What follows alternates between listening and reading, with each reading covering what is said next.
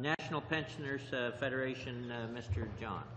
Mr. Chair, members of the committee, my name is Herb John and I'm President of the National Pensioners Federation. With me is our counsel, Susan Eng. The National Pensioners Federation is a national, nonpartisan, non-sectarian organization of 350 chapters, clubs, groups, organizations, and individual supporters across Canada with a collective membership of 1 million seniors and retirees devoted entirely to the welfare and best interests of aging Canadians. Seniors and those who care about them welcomed the measures announced in the previous federal budget, but more needs to be done. An estimated 665,000 seniors live under the poverty line today, and this is not expected to change unless more is done to provide better income supports and to reduce their critical expenses like home care and drug costs. The Guaranteed Income Supplement for single seniors increased in July 2016. Single seniors, especially women, face far greater rates of poverty compared to their counterparts in couples. That will benefit 900,000 single seniors across Canada. While absolutely welcome, it is a maximum of just $2.60 per day. Much more needs to be done to prevent poverty among seniors. To prevent and reduce poverty among seniors, we recommend that the government, 1, increase the rates of OAS and GIS, starting with single seniors. Implement the Promise Seniors Index, but tie it to wages rather than prices to keep better pace with living standards, and immediately provide housing assistance.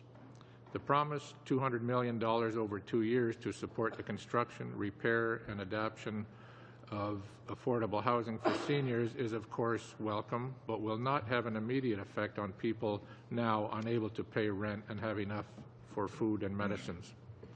Medication and home care costs are a major source of financial strain for seniors and their families. There exist proposals to address those needs, but there is nothing immediately available to families right now.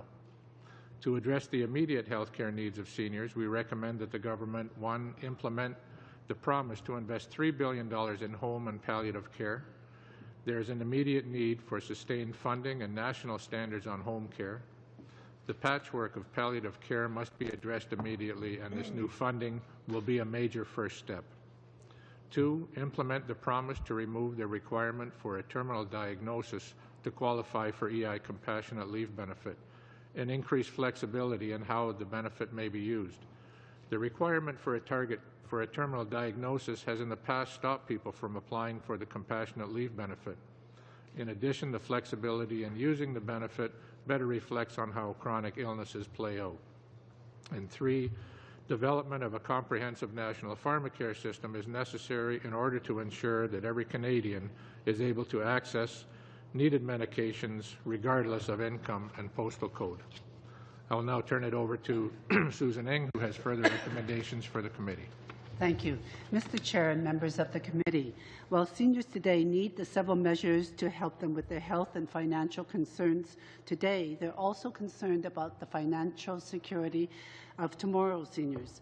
Without reservation, National Pensioners commends the federal and provincial governments on reaching a historic agreement to increase the CPP. We welcome the proposals in Bill C-26, which is being debated now, to implement that increase and to amend the Income Tax Act to facilitate the deductions for the contributions.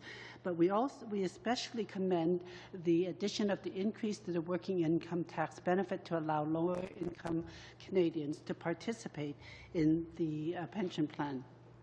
So we encourage speedy passage of Bill C-26.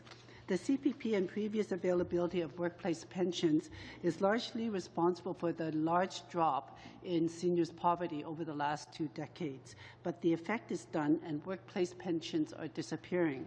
So poverty is creeping up again, and as recently reported, seniors' poverty has increased from a low of 3.9% in 1995 to just over 11% today, or 1 in 9 seniors. Fully 28% of single female seniors and 24% of male seniors are living in poverty in this country.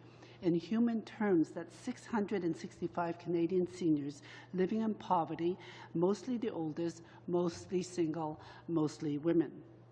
So this issue of financial security is exacerbated about the concerns about increasing income inequality, and there has been quite a lot of discussion around a guaranteed minimum income.